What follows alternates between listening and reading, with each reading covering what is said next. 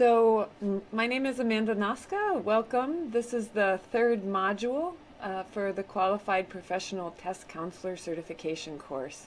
And I am a physician at the Providence VA and the Miriam Immunology Center in Infectious Diseases. So today we're going to be talking about hepatitis C, epidemiology, testing, diagnosis, and treatment.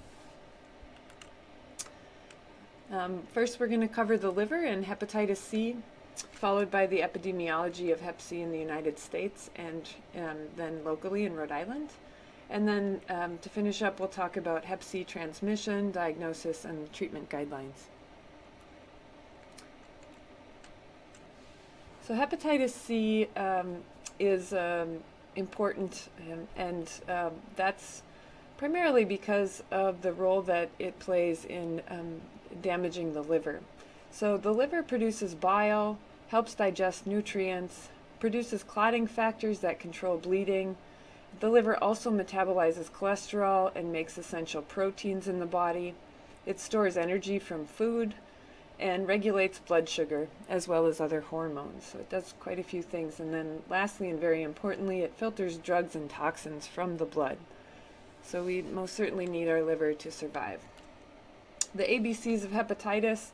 Basically, hepatitis means the inflammation of the liver. There are 5 types of viral hepatitis. There's hepatitis B that's spread through infected body fluids or blood. Hep A, which is spread through feces of infected individuals. Hep E, which is also transmitted through feces or food and water. And then hepatitis D, which is a defective pathogen but can survive with hepatitis B. It's only present with hep B. And then lastly and importantly, hepatitis C, which is the type we'll be talking about today, and that's primarily spread through blood.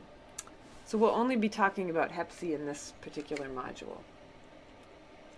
Hep C is the most common type of hepatitis in the United States, and it's spread through blood-to-blood contact.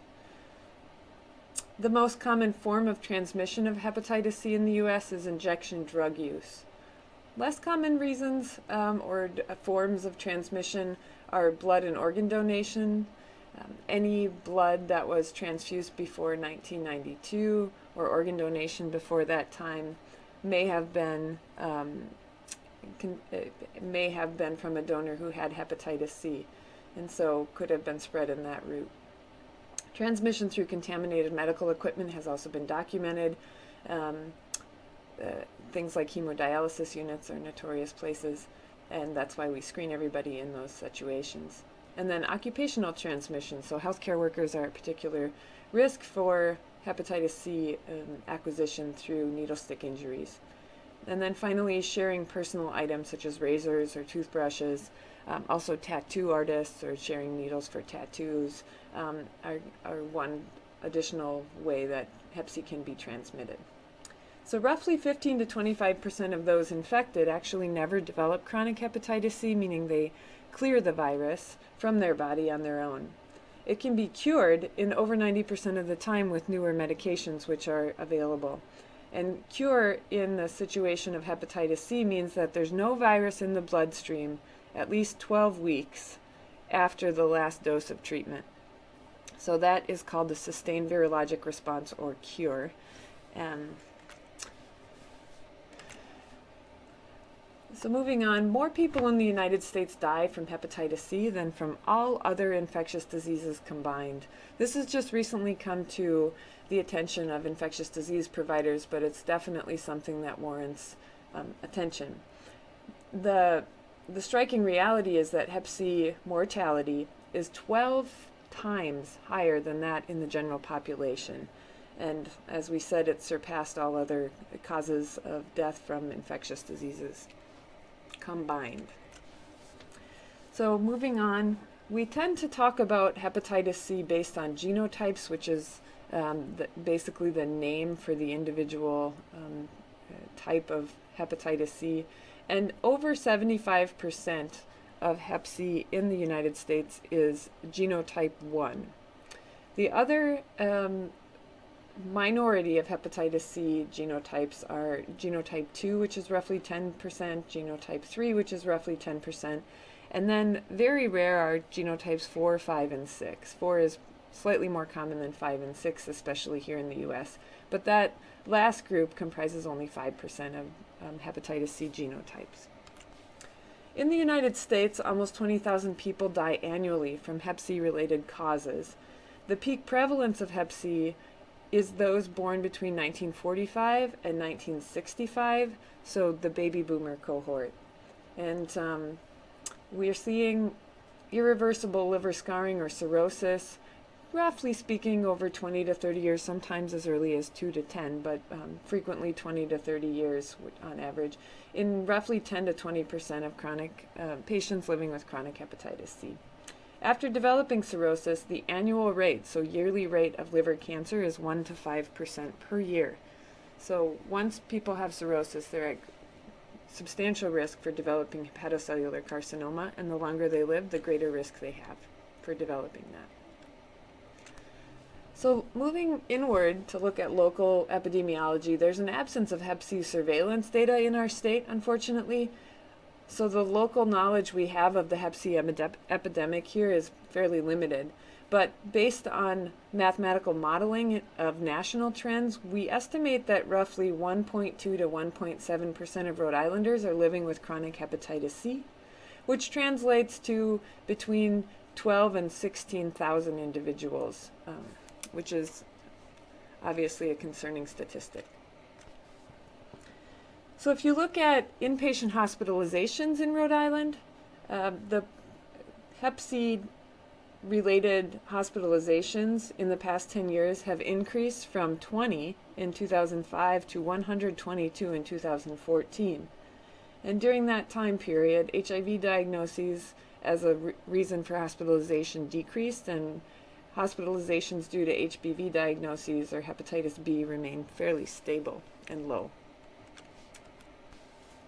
Likewise, deaths associated to viral hepatitis and HIV were examined between 2005 and 2014, and there's been a steady increase in hepatitis C related mortality in our state from 2005 to 2014, while HIV deaths were fairly low at 275, and only 76 deaths were related to hepatitis B, compared to 655 deaths in Rhode Island from over that time period due to hepatitis C.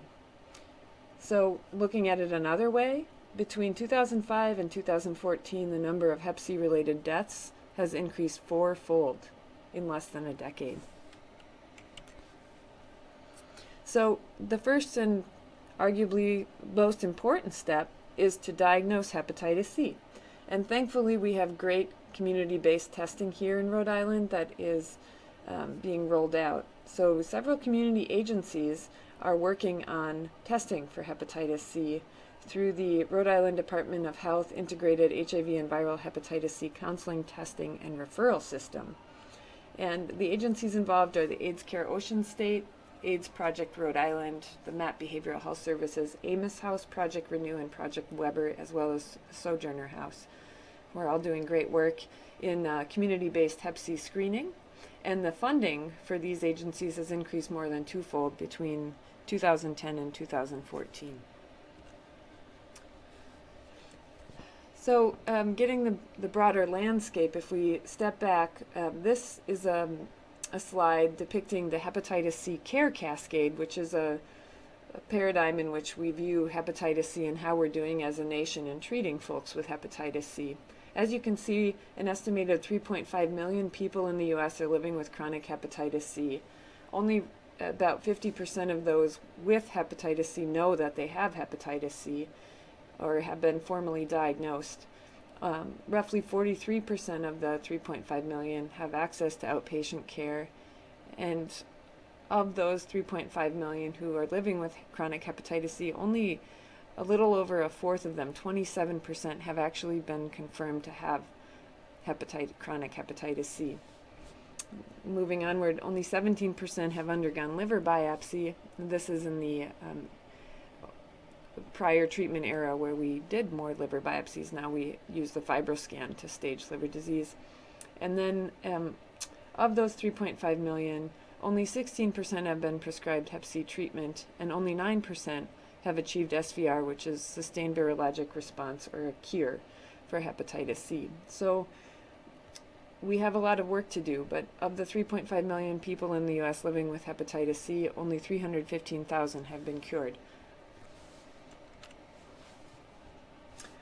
So looking at hepatitis C risk groups, who is at risk? Well, first and foremost, folks who inject drugs are at risk. The most common mode of transmission in the U.S. is injection drug use. 1/3 of young injection drug using patients are Hep C infected. Older or former persons who inject drugs have a much higher prevalence of 70 to 90%. Also, individuals born between 1945 and 1965 have a very high rate of prevalence of hepatitis C. That's the baby boomer cohort. So although this cohort makes up only 27% of the U.S. population, they account for 75% of Hep C infections and 73% of Hep C related deaths. Hep C is fourfold that of those in the HIV group. It's 4 times more common than HIV in this group, I should say. Also, HIV positive men who have sex with men are at risk. Generally, the risk of sexual transmission of Hep C is quite low, but activities like anal sex or rough vaginal sex do increase the risk, and the rates of sexually transmitted Hep C are slightly higher among MSM and even higher among those who are co-infected with HIV. So here's a graph depicting Hep C transmission. 60% of Hep C transmission is due to injection drug use. Sadly, 10% is unknown. The risk factors are unknown. Roughly 5% is either perinatal or healthcare work-related. 10% of folks who've gotten transfusions before 1992 were acquired Hep C through that mechanism, and roughly 15% of Hep C transmission is sexual. So who do we test? We should test everybody in the baby boomer cohort, so 1945 to 1965. Past or present drug use, and that's ever. Persons who've received clotting factors, so people with hemophilia or who've needed clotting factors for other reasons. Persons who received blood transfusions before 1992. Anyone who's had sex with someone who has injected drugs or other high-risk sexual behaviors. Anyone on hemodialysis should be tested. Persons with elevated liver enzymes are important to test. Persons born to Hep C infected mothers or who have used intranasal cocaine or other drugs. Persons who have recognized occupational exposures, such as needle sticks or people who dispose of medical waste. Persons who've had surgery before universal precautions, anybody who's HIV positive. And additionally, I'd like to add anyone who's got a history of homelessness may also be at high risk for hepatitis C. So moving onward to Hep C transmission diagnosis and treatment guidelines. The diagnosis is obviously essential to first identifying the magnitude of the problem and then to helping folks get engaged in hepatitis C treatment so that they can be cured. The first step to diagnosis is the Hep C antibody test. It's a finger stick test, and it tends to be possible 4 to 10 weeks after an initial blood-borne exposure. 6 months after exposure, more than 97% of people who have been exposed to hepatitis C will have developed antibodies to the hepatitis C virus. Additionally, in order to confirm hepatitis C, we need to get a Hep C virus RNA test, which looks for the virus itself or the genetic material from the virus within the bloodstream, and that can be detected 2 to 3 weeks after exposure. So that's what we call a confirmatory test. Here's an outline from the CDC talking about testing. So the Hep C antibody, if it's negative, you're done. The patient does not have hepatitis C. If it's reactive, you have another test to do in order to confirm hepatitis C. If that is positive for Hep C RNA within the bloodstream, that means a person has either acute or chronic hepatitis C depending upon the timing of their first exposure. If it's under 6 months, it's acute hepatitis C. If it's been greater than 6 months since their last exposure or their possible Hep C exposure, then it's most likely chronic hepatitis C. If the Hep C virus RNA is negative, that means that the person was most likely exposed to hepatitis C and cleared the virus on their own, which does happen, as we talked about, in 15 to 25% of people. So acute hepatitis C infection is hepatitis C infection within the first 6 months of exposure to the virus. It's a short-term illness, and the symptoms are, if any, are quite subtle and may show up anywhere between 2 weeks and 6 months after their exposure. As I said before, 15 to 25% of people clear the virus on their own, but will still have a positive antibody, but will not have detectable Hep C RNA virus in their bloodstream. Chronic hepatitis C symptoms can include many things, but I want to emphasize 70 to 80% of people do not have symptoms, so it's very rare for people to have symptoms. This is a silent disease for the most part. If people are to have symptoms, common symptoms are extreme fatigue and headache. Some people have a loss of appetite or nausea. Vomiting is quite rare but can happen. Even rarer are dark urine, light-colored stools, yellow skin or eyes, and those symptoms can tend to happen when it's a more advanced presentation with hepatitis C. 75 to 85% of people infected with Hep C will go on to develop chronic infection. So of those exposed, 75 to 85% will develop chronic hepatitis C. Most of them have no symptoms until they have advanced disease or complications from that. Of that 75 to 85% of people with chronic hepatitis C, 10 to 20% will go on to develop serious disease or cirrhosis, and that happens over 10 to 40 years. Oftentimes, hepatitis C is not recognized until somebody goes in for a routine health exam and has screening, or perhaps is donating blood. So the emphasis here is that even if people don't have symptoms, they could definitely still have chronic liver disease or hepatitis C, and it can range from mild to severe, including the most severe, which is cirrhosis or liver scarring, and even more severe liver cancer or hepatocellular carcinoma. Therefore, we need to screen people. Approximately 30% of people with chronic hepatitis C will develop liver cancer or hepatocellular carcinoma due to hepatitis C. Liver failure due to Hep C is the leading cause of liver transplants in the United States. Nearly 20,000 Americans die each year from Hep C-related complications. So risk factors for liver cirrhosis or scarring of the liver include alcohol consumption, that's a dose-related risk, HIV co-infection with Hep C or hepatitis B co-infection with hepatitis C. Being male puts you at greater risk for developing cirrhosis. Being older is a greater risk factor. Obesity and type 2 diabetes are independent risk factors for cirrhosis in those living with Hep C. Living longer with the virus can lead to higher rates of cirrhosis as well. And then there are certain genetic factors which also contribute. So of those with HIV and Hep C co-infection, it's just important to remember that Hep C is quite common among HIV-infected individuals. In fact, 20 to 30% of HIV-infected individuals in the United States have hepatitis C, which means that 225,000 to 330,000 people in the U.S. are living with both HIV and hepatitis C.